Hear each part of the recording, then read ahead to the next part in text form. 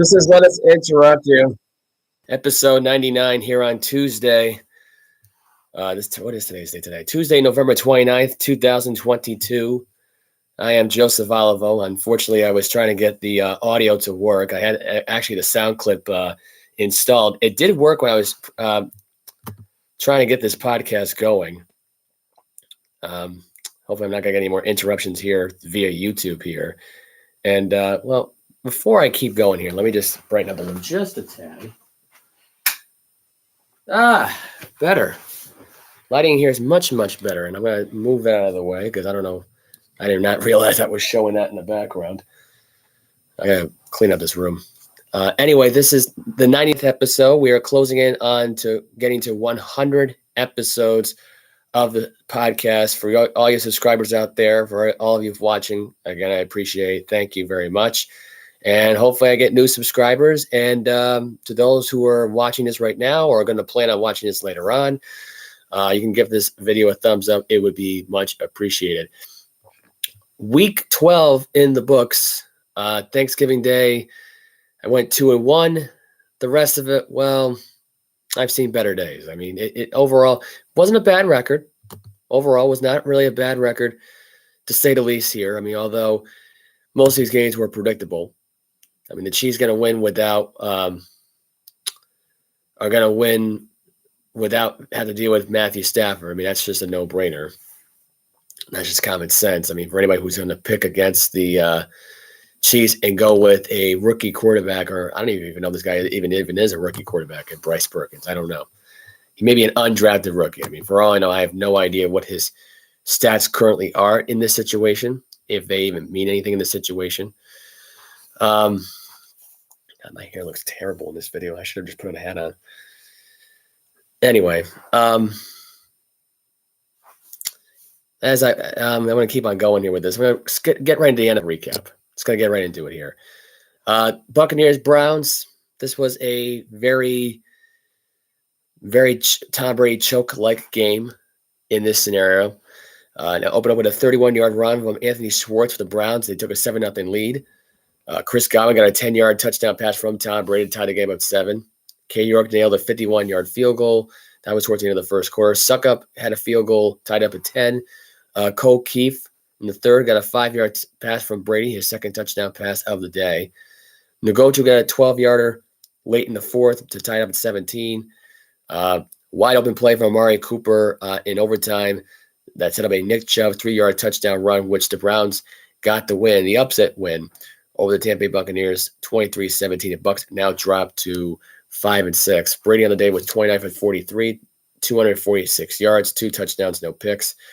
Brissett in the game was 23 for 37, 210 yards, 1 touchdown, 1 interception. Nick Chubb overall 26 carries for 116 yards and a touchdown. And Amari Cooper had 7 catches for 94 yards for Cleveland. Godwin had 12 catches for 110 yards and a touchdown for the Bucs, while Rachaad White had 14 carries for 64 yards. There was no Leonard Fournette in the game. He was out with a hip injury. So I don't know if that hurt Tampa Bay. I don't think that necessarily did. It's not like Fournette's really blowing the doors open anyway into the season anyway. Bengals Titans. This was an interesting game. I'm going to fast forward right to the part after the field goals. Traylon Brooks got a fumble recovery after Derrick Henry got a screen pass from Ryan Tannehill, was able to run it down, got stripped from behind. Brooks recovered the fumble in the end zone. It was 10-3. Sammy Perine rushed in for 7 yards out, tied the game up at 10. Later on, after 2 field goals by the Bengals and the Titans right now, T. Higgins got a 27-yard touchdown pass from Joe Burrow. And the Titans tried to make something happen in the end, but in the end, Cincinnati prevailed, making it 20-16. The Bengals now are now 7-4. The Titans are also 7-4 as well. Burrow was 22 for 37, 270 yards, a touchdown, no picks. Ryan Tannehill was 22 for 34 for 291 yards, no touchdown. Initially, no touchdown technically because of the fact that Derrick Henry got stripped from behind. Brooks was able to recover the fumble. Perine had 17 carries for 58 yards and a touchdown. Derrick Henry had 17 carries for 38 yards. That was an odd stat. The fact that Derrick Henry could not run against the Cincinnati defense really did surprise me. Higgins had 7 catches for 114 yards and a touchdown. Derrick Henry had 3 catches for 79 yards. There was no Mixon, nor there was Jamar Chase in this game. So that kind of, it really helped Cincinnati to evolve more players into the game plan. It got T. Higgins more playing time, targeted more in the game, making him from a number 3 to a number 2 guy from this perspective. Because I think when I think about the number 1 wide receiver on the Bengals, it is Jamar Chase. Hands down, it is Jamar Chase. There's not a doubt about that in my mind. I think Tyler Boyd's at number 2.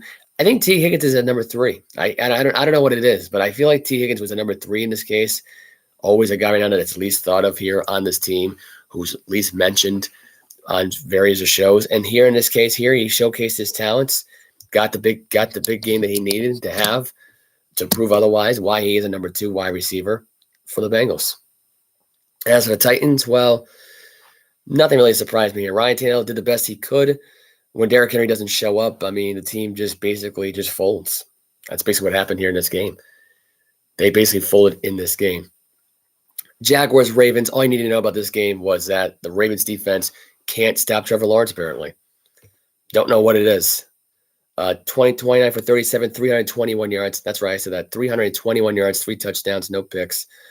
Lamar Jackson was 16 for 32, 254 yards and a touchdown. Not a great game for Lamar Jackson at all, by any means. Justin Tucker missed a 67-yard field goal at the end of the game. He was short of the goalposts. Really short of the crossbar, really. If we're going to really be honest with ourselves now going forward, it was like right at the crossbar. This game was back and forth. This game really started out in a I think it was like a 25 to 30 minute thunderstorm delay. I think it was. Ravens had 2 field goals just to open up the game. Michael Hastings got a 28-yard pass from Lawrence. Another field goal made by Justin Tucker. Tucker was making field goals in this game that really secured the Ravens' chances here. They had 4 field goals made in the game. Gus Edwards had a 1-yard run. Jamal Agnew with a 1-yard touchdown pass from Trevor Lawrence. Josh Oliver got a 12-yard reception. Also got a 2-point conversion from Mark Andrews, made 27-20. Marvin Jones Jr. got a 10-yard reception, and then another pass to Zay Jones for a 2-point conversion, and that's pretty much sealed the deal. Jacksonville is now 4-7. Baltimore drops to 7-4, and they are now in a tie for first with the Bengals right now with a lead in the AFC North. A couple of things. Lamar Jackson had a little issue after the game. He went after a fan on Twitter. John Harbaugh was not happy about it. He actually, he was not too thrilled about hearing about a star quarterback doing it on Twitter. I think Lamar Jackson kind of regret doing it on Twitter. He was trying to backtrack it by saying, like, yeah, you shouldn't be doing this. I look at it like this. If you want to lash out at the media, lash out at the media. Don't go at the young fans on Twitter. That's just childish, in my opinion, at this point. And I think, honestly, that may actually hurt the chances of Lamar. I don't know if it's going to make him, look good in the media's eyes for a little bit. But then it might hurt his chances for the Ravens to really sign this guy back. Even though now at this point they can't really afford to lose him, because I don't think they're going to get a quarterback in the draft. No matter how good, no matter how the draft goes, and really they could trade up and get the next quarterback if they really want to. But do they want to develop another quarterback or stick with a guy that is playing at an MVP level this year? Lately, he hasn't really been doing it a lot, but the start of the year, he's been playing at MVP level. I don't know. I would want to risk that or not. It was a more finals. Kansas City Chiefs beat the Rams 26-10. The Eagles beat the Packers 40-33. All you need to know about that Packer game was Rodgers hurt his oblique, had a broken, I think it was a broken thumb or a broken pinky. I think it was a thumb injury that he suffered back in week 5 that he managed to play through. He hurt his ribs. Jordan Love came in the game. Christian Watson has been a rookie. You talk about breaking out star at this point. Everyone wants to talk about George Pickens and how he's been breaking out with the Pittsburgh Steelers. Christian Watson, who's breaking out right now with a bad Aaron Rodgers. He's had more touchdowns in these last few games here than I would say. And I'll give you the list right now of stars: DeAndre Hopkins, Stephon Diggs, Jamar Chase. The list goes on here. AJ Brown. It's incredible what this kid has done. And to really almost come back in the game and win with Jordan Love at quarterback, because he came in at substitute for 113 yards and a touchdown. Rodgers would play like absolute garbage and to start out the game anyway, even though Philadelphia didn't help themselves. even with that advantage. I mean, this was not the best Philadelphia game. In fact, I think Philadelphia struggled against the Green Bay Packers. This was almost like a trap game, really. It's sort of like how the game opened up. It opened up with Green Bay leading at the end of the first quarter, pretty much at 14-13. And then they basically tied it, or they were down by 7 at the half. They scored 20 points already in the first half of this game, already by that point. Rodgers left midway in the third. I mean, he went on the Pat McAfee show today saying, quote, I got good news about my ribs. I'm all good to go against the Chicago Bears. No need to worry. I think Rodgers needs to sit down. I'm sorry, but I do. I think Aaron Rodgers needs to sit down. There's no reason for this guy to keep on playing at this point. The team's not making the playoffs anyway. They got a long climb if they think they are going to make the playoffs, but I just can't see them surpassing any of these teams. I really can't. And I think it's going to be really hard to debate. Mike's telling me that Aaron Rodgers could play another game or so, but I just think to myself, it's just too much to risk at this point. You're all washed up this year. It's pretty clear right now that the energy right now is dead when you're on the football field. When Jordan Love was in there, the energy was alive with the Green Bay Packer faithful, even though they were in Philadelphia. I mean, it was alive and well. That offense was alive and well. They look rejuvenated. I think, at the end of the day, it's just if a team looks different with a backup quarterback and they have a different energy and they're feeling the flow and they're feeling this kid and they think this kid's going to do all right, I say try it out. You got nothing to lose at this point. So, and who knows? Maybe it gets into the playoffs. I doubt Aaron Rodgers gets this team to the playoffs this year. A banged-up Aaron Rodgers with a messed-up thumb and some ribs that aren't really 100% healed, they're going to be sore, and a bad oblique to me. I just think to myself, why bother? Why bother risking this? And by the way, for those of you right now who aren't really sure of where Mike is, obviously the show is called Let Us Interrupt You. He's not here today. I should have mentioned that in the opening intro. I just mentioned his name on the podcast just now, but with work, he just wouldn't be able to make it today anyway. Miami Dolphins beat the Houston Texans 30-15. Tua basically got pulled late in the game, or late in the third, I should say, because the game was already over by that point. He had went 22 for 36, 299 yards and a touchdown. The only touchdown pass really thrown in the game was to Durham Smith in the first quarter, making it 10-0. The rest of the time was field goals, a 3-yard run from Jeff Wilson Jr., another field goal, a pick six. I'm sorry, not a pick six, a fumble return for a touchdown. And Houston put up garbage points towards the end of the game, making it at least they wouldn't get shut out kind of mode. They are now 1-9-1. The Jets beat the Bears without Zach Wilson. Justin Fields did not play in the game due to the shoulder injuries. They had Trevor Siemian coming to the big game. The problem wasn't not because of that. The problem was that defense. And I think the sad fact of it is that Eddie Jackson hurt himself and Darnell Mooney both hurt himself, the wide receiver for the Bears. They're both done for the year. Mike White went off here in this game. 22 for 28, 315 yards, 3 touchdowns, no picks. Simeon went 14 for 25, 179 yards, 1 touchdown, 1 pick. It really, at the end of the day, when it really comes down to it, Chase Claypool is going to probably regret the fact that he got traded from the Steelers to the Bears. He would have been better off traded out to the Jets. With Mike White as your quarterback and with the wide receiving core the Jets have right now, I guess I could see that team working out just great. And you could have gotten a good return out of it too if you're Pittsburgh. You would have gotten Braxton Berrios, 2 second-round picks, maybe even a 4th. They got a lame 5th-round pick at the end of the day, and really what did they get out of it? They kind of rejuvenated offense with George Pickens at wide receiver. That's it. I mean, there's not much more to say about that. Garrett Wilson had 2 touchdown receptions in the game. He had 5 catches for 95 yards. The 2 touchdown catches came on a 54-yard pass play from Mike White and an 8-yard pass from Mike White, obviously. So, yeah, the Bears really didn't do too much in this game. Brian Pringle got a 4-yard touchdown reception at first, making it 10-7 for the Bears, but they were at that point outscored 24-0. So, I mean, the Bears defense gave up. They quit in this game. They quit really on their fan base. I mean, I hate to say it. They quit on their season. They know they're not going anywhere. We don't know if Justin Fields is going to come back for this weekend. We just don't know. It's a lot of things we don't know. Commanders beat the Falcons 19-13. Panthers beat the Broncos 23-10. Chargers beat the Cardinals 25-24. Raiders beat the Seahawks 40-34 in overtime and with a Josh Jacobs 86-yard walk-off to end the game. 49ers shut the Saints out 13-0. And last night, the Steelers beat the Colts 24-17. So overall, I'm going to count the record book right now. I started off with the Thanksgiving festivities. I was 2-1.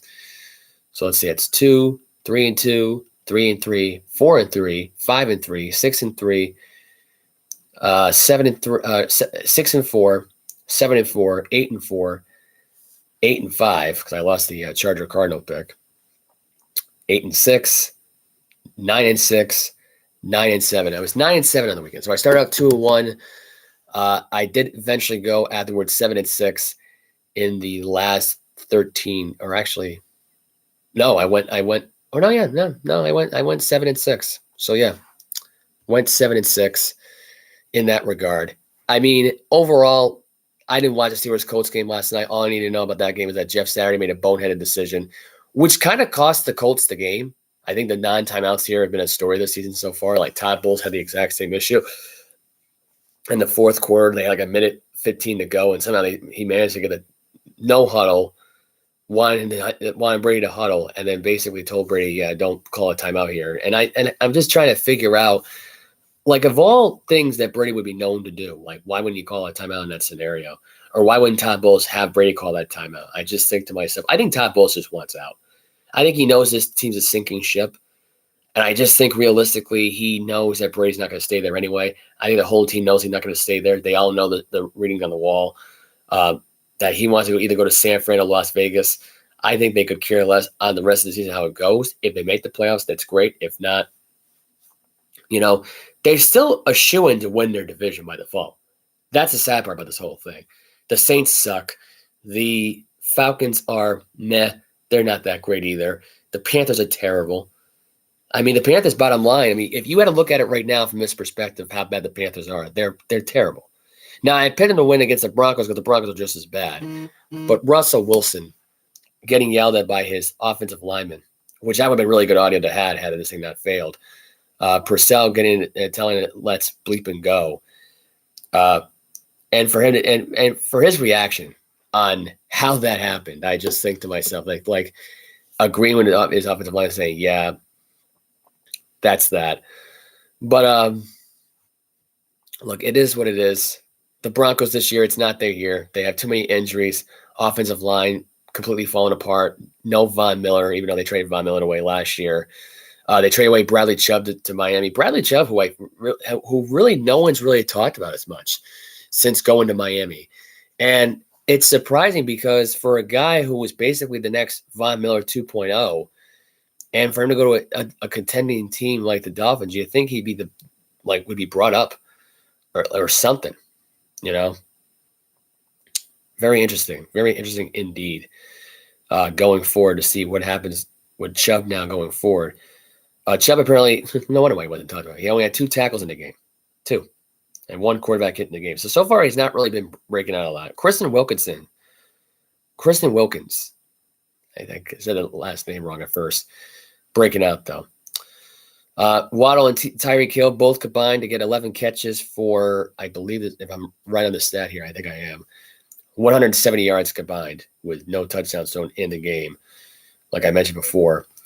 Kyle Allen, who subbed in for Davis Mills for the start job, had 26 for 39, 215 yards, 1 touchdown, 2 interceptions, was sacked 5 times in the game. Tua was sacked almost 5 times in the game as well. This was not a pretty game by either means by both offensive linemen. Even though Miami put up 30 points, I mean, it wasn't the 30 points that you think. It was like the Dolphins-Patriots game back in Week 1. Tua throws 1 touchdown pass, 1 measly touchdown, and their defense does most of the work. I mean, this was not Tua MVP type of a performance. I think this was at least probably the least best performance and probably the worst performance he's had since that Week 1 game against the Patriots. And, it sucks that, people out there are, thinking that Tua is garbage. But look, to have an off day like that and to win by that much at home, it's a given. It's okay. He threw for 300 yards. That's fine. But the star of the weekend was Patrick Mahomes. Patrick Mahomes, who basically went off in this game, 27 for 42, 320 yards, a touchdown and a pick. Now, granted, he only threw for one touchdown. The way he gets these passes in is just amazing. It really is. Really just a way to zing it to Travis Kelce. Kelce, who's really a given at this point to get a touchdown reception every game. So got a probably an easy 39-yard touchdown pass, went by 4 or 5 defenders. The Rams are just no good. They're just no good at this point. Allen Robinson injured his foot, by the way, the Rams. He's done for the year. But Bryce Perkins, I don't know why they went with him. He sucks at quarterback. He went 13 for 23, only threw for 100 yards, a touchdown, and 2 picks. He's not good. He's not good. He's not NFL ready. He's got a long way to go, and I don't think he's going to do it with this team. I don't. If this guy is – and I don't even know why they even went with this guy. John Wolford, people want to say he struggled a lot in that game, and he got all the calls given to him. I look at it like this. Can you really do anything with an offensive line that's that terrible? They allow the most sacks more sacks than any team in the NFL right now at this point. The most pressures. They had the worst offensive line in the entire league. Do you blame this guy for having a bad game that time against the Cardinals? And no one's seen or heard from him since that loss at Arizona at home. And it's not like they've lost. It's not like they've never lost to Arizona before. They've done it before. So I don't know. It just Mahomes was a star of the weekend.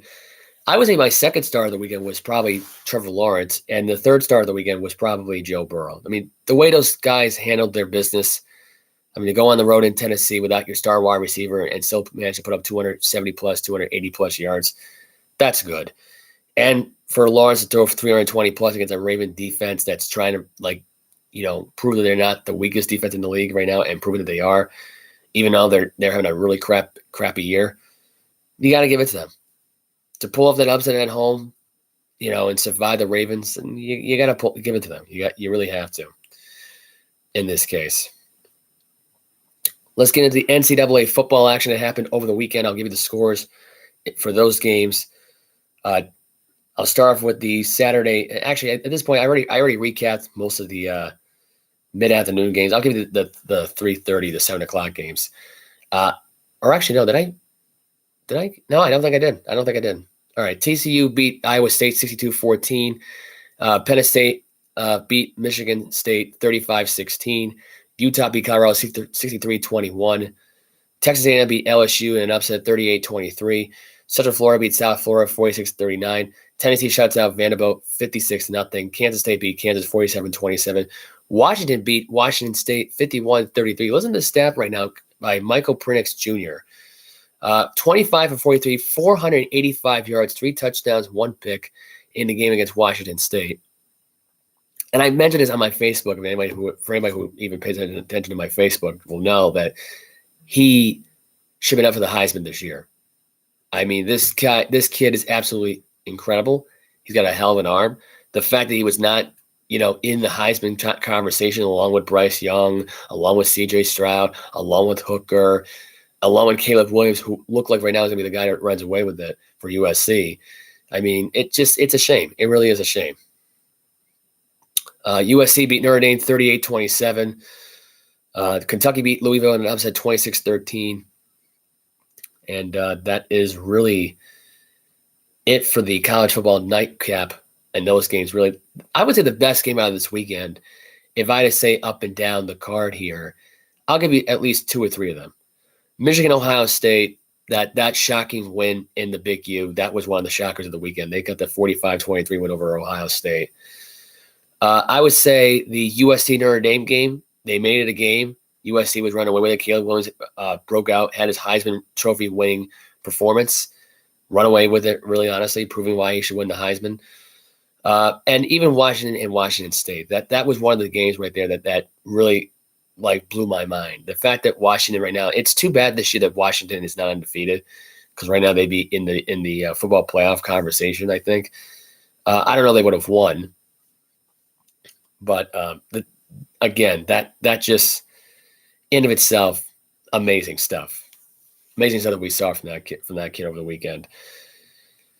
And really, Tennessee, I'm going to put Tennessee Vanderbilt as a runner-up here because they did this without Hendrick and Hooker. Now, granted, Vanderbilt sucks, but to go in there with a backup quarterback, really, and to have your star running back only have 5 carries for 160 yards and 2 touchdowns, it's just that's the story of the game right now. And they did it based on defense too. I mean, it's not an easy win, not an easy win at all for Tennessee to do that, to build that much dominance in that game. It's not easy, especially on the road. Oregon State came back from a 20, I think it was like a 21-point deficit, I think it was, to beat Oregon, as they now are, both teams are now 9-3. I think Oregon State now would be, or actually no, it wouldn't be Oregon State. I'm sorry. It's USC and Utah facing up in the Pac-12 championship, which is up this upcoming Saturday at 2:00 Eastern time, I believe. Or no, or is it 5:00 Eastern time? Is it 5:00 Eastern time? In Allegiant Stadium in Las Vegas. Let me double check. No, it's 8:00 Friday night. I don't know why I thought it would be 5:00 Saturday afternoon, but I guess it's Friday, December 2nd at 8:00. So I was way off. The Big Ten championship will be Purdue and Michigan. They play Saturday night at 8:00 Eastern time. And it'll be Clemson and North Carolina who will play 8:00 for the ACC championship. That'll be also on ABC. Purdue and Michigan will be on Fox. The Big 12 will be 12:00 in the afternoon. It will be Kansas State taking on TCU. 4:00 will be LSU at Georgia. And the American Athletic Championship will be UCF and Tulane, coming up at 4 p.m. Eastern time on ABC. So I will preview. Actually, I'll give you a pick. I'll give you my picks now for these games because I won't be on here until Saturday. But if I had to make a prediction right now for USC, I'd say USC gets the win over Utah. I think Michigan blows out Purdue. Purdue's not that great of a team. They're meh at best. Michigan's had a dominant defense. I'm going to predict this right now to being a 55-0 game. I think Michigan is a dominant defensive team, and they're going to prove why that is. Blake Corum's going to try to make another case here for winning the Heisman Trophy. And really, I think J.J. McCarthy is going to come out on his own. I mean, and really, I don't know what year McCarthy's in. I don't really know offhand of what year McCarthy would be in this case, but he's only a sophomore. The kid's playing like a mad scientist. Like he's got a cannon of an arm. Now, granted, this year it wasn't great numbers, but the way he played against Ohio State and exposed that defense, I just thought was amazing. I really was. I got to give the kid credit. I really do. So that's that. Clemson in North Carolina. Clemson is 7.5-point favorites. He's going to go against Drake May, who's also up for the Heisman Trophy, in my opinion. He's probably a lot more advanced than DJ Ugali, and I think May's only a freshman. I got to go with North Carolina. I think Clemson's run to the top is over at this point. This is not going to be their year to win the ACC title, in my opinion. I think North Carolina's going to finish off Dabo Swinney's Clemson Tigers. I just think that DJ Ugali, and he can run. Don't get me wrong. He's got he's good with his legs, but the kid. I don't think has what it takes right now to win a clutch ACC title game. This being his first one, a lot of pressure is going to be on him, and the same thing goes for May too. But May is more established, in my opinion. I don't think they did a good job establishing Ugali. I just don't think they have. And if I had to make a prediction in this game right now, I'd take North Carolina gets the win here. I think I'm going to go with 31-21. They win by 10. I think did I give a prediction for Utah USC? I think USC. I think I gave a USC a 30. I think I'm going to go with 34-17 over Utah. I didn't already give a prediction for that score game already. Kansas State TCU. I think TCU gets the win. I think Max Duggan's arm is too much. I think Kansas State's defense is not that good. You got to deal with the run attack for Kansas State. But at the end of the day, TCU, if Duggan's going to get going here, he's gonna unleash the arm and throw these balls deep down the field. And their wideouts are just too much for Kansas State's secondary to handle. I'm going to say this game's a 38-20 game. LSU at Georgia. Georgia 17.5-point favorites, and they should be because they have a great defense. They will beat LSU. I don't see how they don't beat LSU. Jaden Daniels has no chance in this game at all to do anything here. This game won't be close. I think this will be like I would say 45-10 game in Georgia's favor. Central Florida will take on Tulane. I think Central Florida pulls up the upset. I think Central Florida will go into the American Athletic Championship and get the upset win here. I think Central Florida has got a really good team. I think they've got a really good rush attack. They got a really good pass attack. Not really a great pass attack, but they have a great team defensively that could keep games interesting here. Tulane, I think they just had a kind of like overrated year. Kind of, I don't think they're that good of a team. As good as they are, I think Pratt is not that, had I would say a meh year. He's not that good at quarterback. He's got a long way to he I think this kid might be he is a junior. So I don't know if this will be a year he'll go to the NFL draft. If I'm him right now, I'd stay back a year or two and just work on my mechanics. I think Central Florida is going to have this game handled here. This will be a close game. I think this will be a low-scoring game. I think this will probably be a low-scoring game, too. I'm going to say 24-17. I think Central Florida gets the win over Tulane. But I'll probably be on the podcast, I would say, probably during the LSU-Georgia game. So I'll do that Tuesday is give you the results mainly for the 4 o'clock games. If they're, if we're on here by that point, and if we're on late, then we'll probably, preview the other championship games that are on at the 8 o'clock hour. I will give you full highlights of the Utah USC game on that 100th episode, which will be on this Saturday. And yeah, that is pretty much it for the NCAA football. We're going to move on to some other stories, some other news that came out today. A lot of really crazy news that's been talked about over the last, so far today. Brett Favre in the news again today. Brett Favre's lawsuit might get dismissed, according to some reports that have came out here about Brett Favre. Right now, him and his lawyer are looking to settle the lawsuit. Not going to make it at this point. This is due to the Mississippi welfare fraud. This is according to the report here. Mr. Favre never had any control over how Mississippi spent its welfare funds. One of the attorneys for the ex-NFL star said he never made any mispresentations to anyone.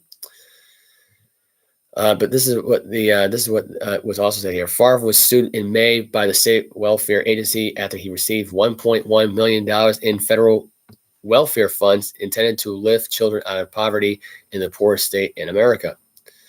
Instead of helping families, the state says Favre was paid to speak at 3 different public events and 1 keynote address, but it says no speeches ever occurred. Mr. Favre never had any control over how Mississippi spent their welfare funds. He never made any misrepresentations to anyone. Eric Hersman, who was one of the attorneys, said in a statement, adding that the football star never knew the money was for the welfare program.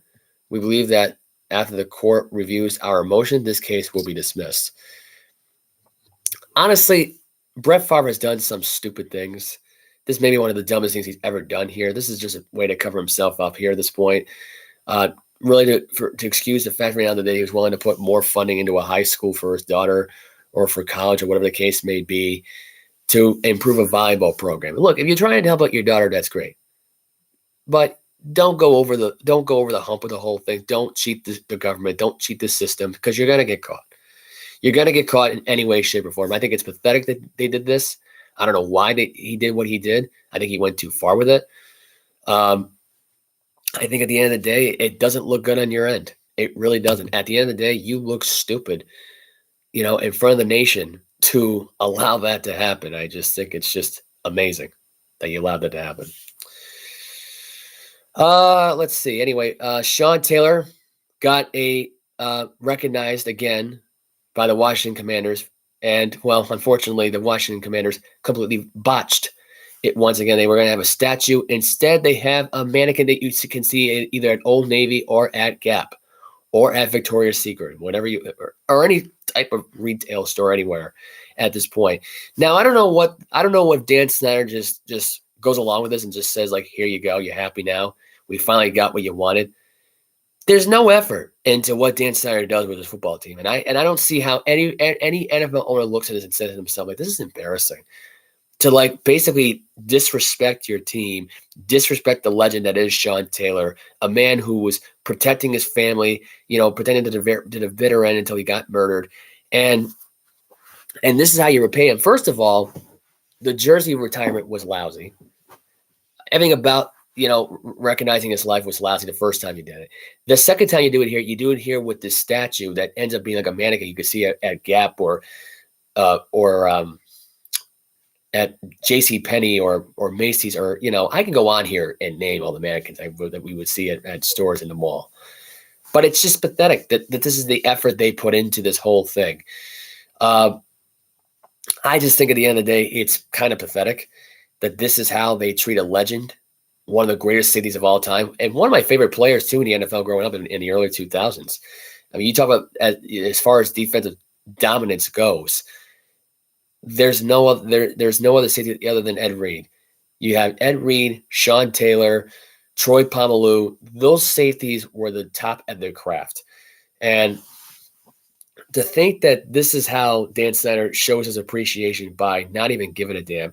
And I think at the end of the day, he showed no effort because he knew at the end of the day he's selling that the Commanders by the end of the year anyway. So why would he care about a statue at this point?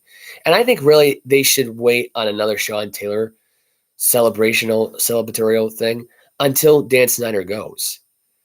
Because that's another thing. Dan Snyder never really appreciated Sean Taylor. In fact, he never liked Sean Taylor. I don't know why. Just never liked the guy. I don't think Sean Taylor ever liked. Sean Taylor. I'm sorry. Dan Snyder and that's another thing too with Sean Taylor. I don't think he ever did one thing to Dan Snyder. But Dan Snyder hates the team that he owns. He hates them. Hates the fans. Hates the players. Hates the fact that they're like your top selling jerseys were either Sean Taylor and Clinton Portis for the last 20 years. And then you got a Joe Gibbs person wearing a jacket, person wearing Let me try that again. You got someone who appreciates Joe Gibbs, never really was fond of Joe Gibbs. I don't know. I mean, at the end of the day, it's kind of sour that this is how that relationship kind of, got foiled in the end. At the end of the day, there was a bad falling out with this guy almost every time. A bad falling out with Clinton Portis, a bad falling out with their quarterbacks, a bad falling out with Albert Haynesworth, the guy that you try to get in the end. He turned out to be one of the worst defensive players of all time. I mean, and rightfully so. I think Dan Snyder said good riddance to Albert Haynesworth, but Albert Haynesworth is a different case because he always sucked anyway. He was great in Tennessee, sucked in Washington. That's it. He stopped caring about the NFL. I think he stopped caring about the NFL once he met Dan Snyder. But this is my point about Dan Snyder. Shows no appreciation to any talent that he signs at this point. He changed the team name because of some racial things, which I don't buy for 1 minute. I don't. There's a lot of Washington people, football fans out there who love the Redskins, that love the name. It made sense. It was a lot of history behind it.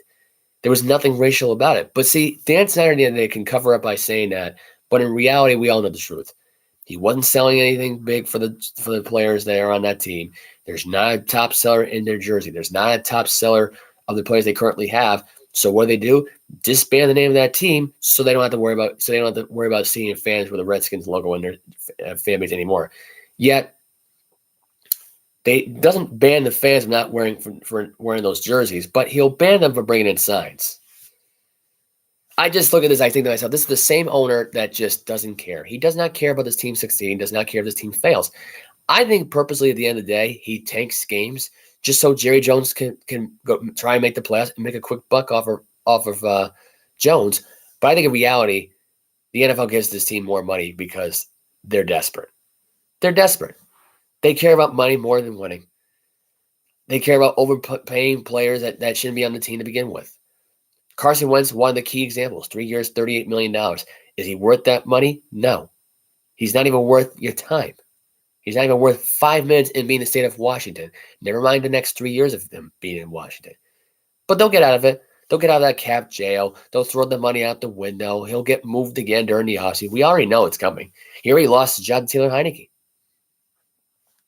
So, and look, the Sean Taylor thing, disrespectful. The guy's a Hall of Famer. The guy's a legend in this football game. He was a great defensive player for Washington. I think it was pathetic that they did not do enough. And you want to talk about disrespectful. To put this thing in a statue with no arms. I'm thinking to myself, a mannequin with no arms. Why does he have no arms? If he was a football player, why does he have no arms? I'm just curious. I thought that was stupid. Anyway, I just thought the whole thing was idiotic. I think it was one of the worst things that Washington Commanders have ever done. I think they should just change the name again because nobody's going to like that team name forever. And if that team's name sticks, then you're going to lose more fans. You are. If I'm the next owner that owns that team, I'm changing the name right back to Redskins. That's what I would do. Luke Fickell got hired as the Wisconsin Badger college football head coach, formerly coaching for the Cincinnati Bearcats, who led them into the college football playoff back in 2021, along with various bowl games and American Athletic top conference championships. And Hugh Freeze got in the Auburn Tigers. I think he got a 6-year deal out of it as well, I believe. I'm not sure off of hand how long his deal was. I may have the information right in front of me here. But he got the deal that he wanted. Got the team that he wanted to go play for. It was very interesting to hear that he was able to get on a team that he wanted to coach for. He was formerly coaching for he was formerly coaching for Liberty, Ole Miss, and gets a chance right now to return to the SEC.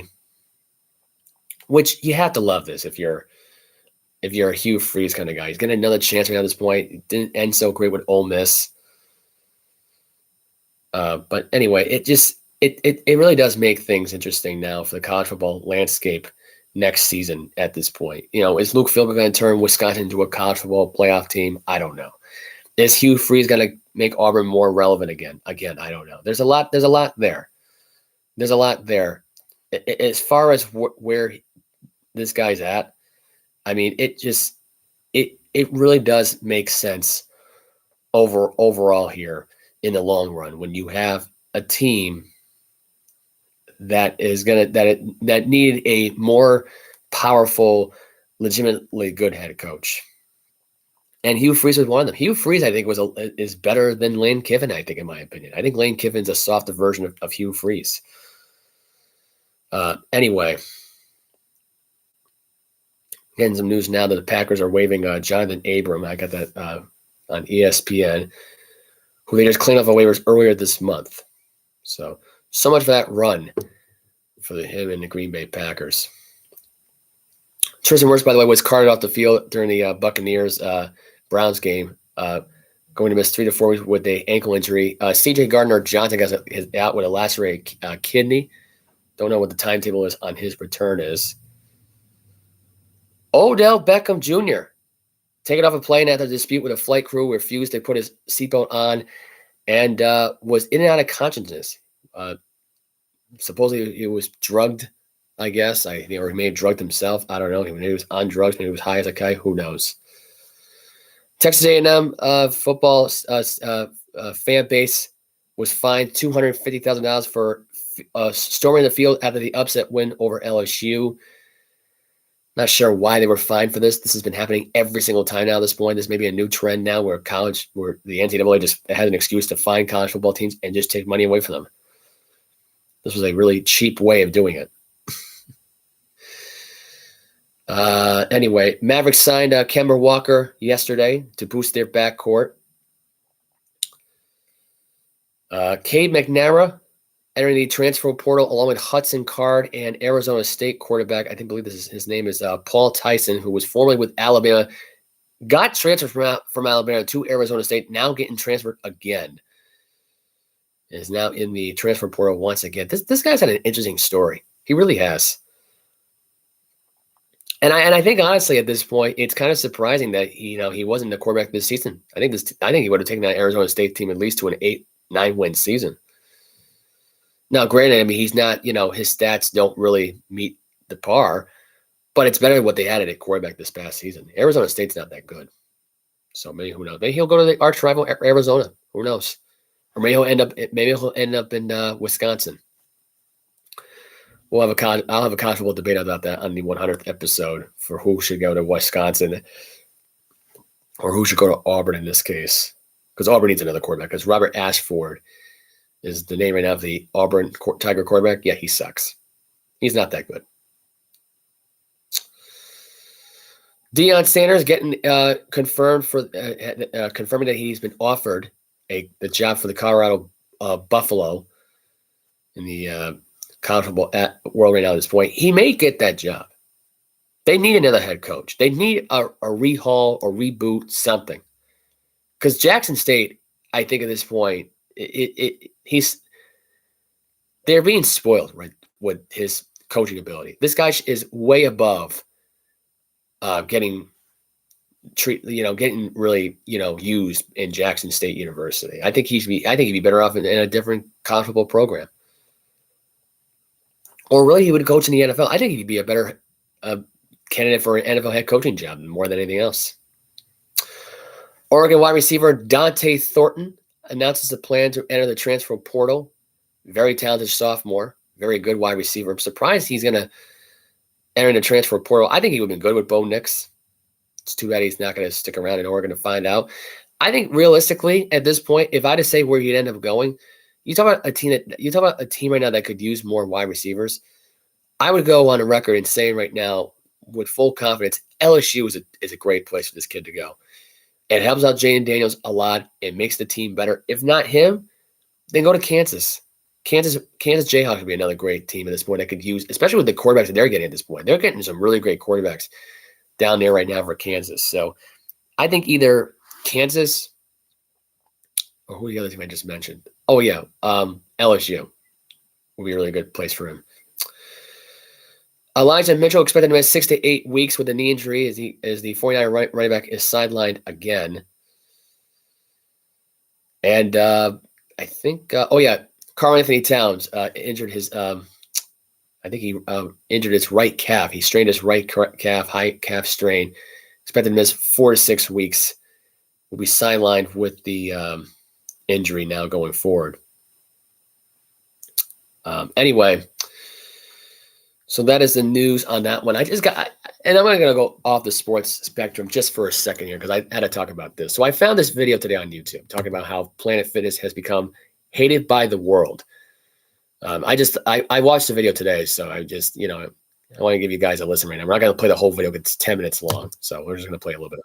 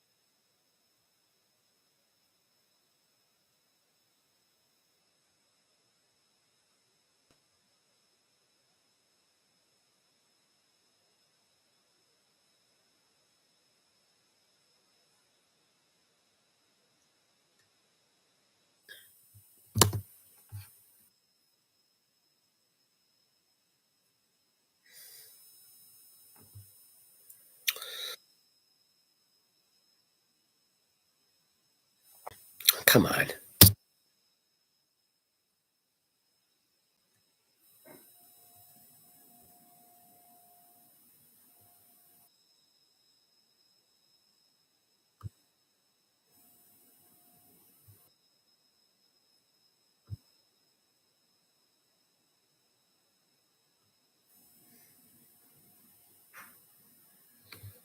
Okay, we're going to have some video issues right now at this point, but, besides the not catering to people who work out and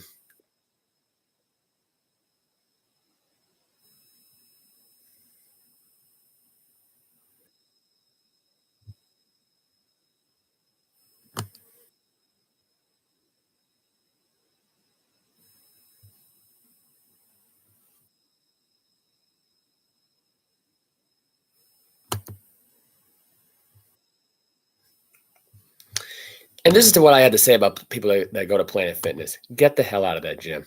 It's the crappiest freaking gym there is. I've been to a Planet Fitness before, And there was one time where I actually remember this as well because I was putting my stuff in my locker, and the lock that I used, like it was one of those combination locks, it wasn't working. So the first thing that popped in my head was,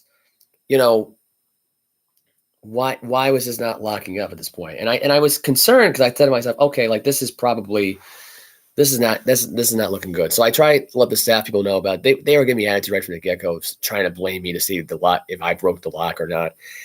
And then I tried using the machine thing. They didn't bother putting the sign there saying it was broken. So they didn't bother at this point. I wanted to bring this up because I just think to myself this was the most stupidest thing that Planet Fitness has done. They wonder why people won't go to that gym. It's an awful gym. It really is an awful gym.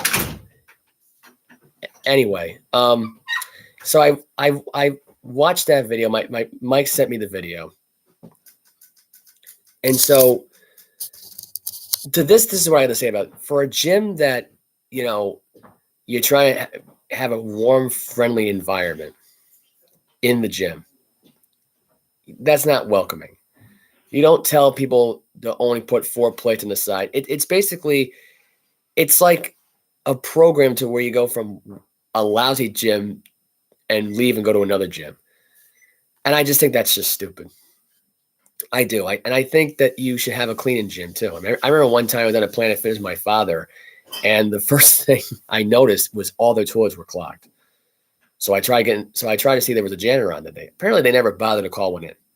They never had a janitor that worked there at all at any point, which I thought that was bizarre. But yeah, I just thought, this is a little off sports topic because there's not really much going on to talk about in the sports world anyway, even though the Celtics are dominating, which that's not surprising. The Bruins are dominating, which might be somewhat surprising. But I just felt like today, just get off the sports spectrum just for a tad bit of a second. To get ahead on that. I'm going to fast forward back to sports a little bit right now, get to talk about some college basketball news that happened over the weekend, which was the shock of the weekend. North Carolina Tar Heels dropping down in the top ranking. They went from ranked number 1 to ranked 18 because they lost in 4 overtimes to Alabama, and then the day before that, they lost to Iowa State. So it was not a good weekend for them. Duke lost to Purdue, and now they're ranked 17th. I think North Carolina's ranked 18th, and Duke is ranked 17th. Could not believe that happened. The 2 top programs in the ACC in college basketball dropped badly in the rankings, and they were ranked within the top 5. It's unbelievable here. Louisville's 0-6. They need to fire their head coach really fast. There's no motivation behind that team at all whatsoever. Anyway, again, it's very surprising, to say so far. And really the shockers this year are Maryland and UConn at 6-0. Virginia at 5-0. That's not surprising. Michigan 5-1 right now and not being ranked. That's a little surprising. But North Carolina and, Duke dropping down. Duke who's 6-2 and North Carolina who's 5-2. It's really surprising at this point. Purdue, who's 6-0 right now, they look like they're running away with it. They look like they're going to be the next number 1 team. Houston Cougars, by the way, are the new number 1 ranked college basketball team for the first time since I think it was 1989, if I'm not mistaken. So good for Houston. Congrats to them. Well deserved. And that's it for college basketball. Let's look at the FIFA World Cup. USA beat Iran today, 1-0. Senegal beat Ecuador 2-1. Netherlands beat Ecuador 2-0.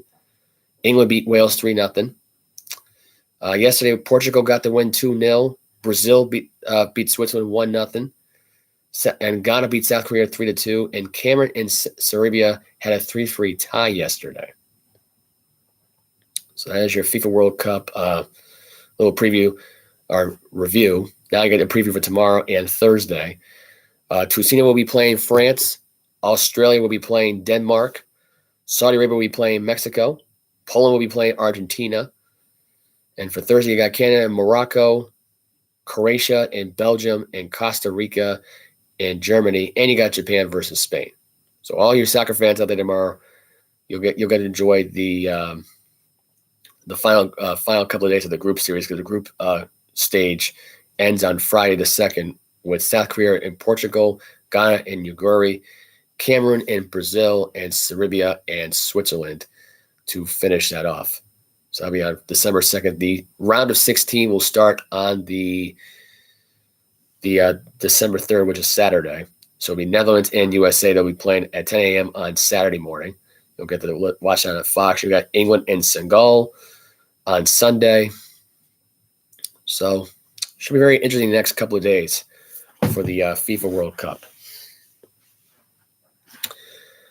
So that's going to wrap it up there. The 100th episode looking interesting now at this point. We'll be talking about the return of Deshaun Watson. We're debating with Mike on the transfer portals, who will be going to where, why we think why it will be Cade McNamara, Hudson Card, and Paul Tyson. We're debating on whether or not where those guys will go, why they'll go there, and how they will succeed with those teams.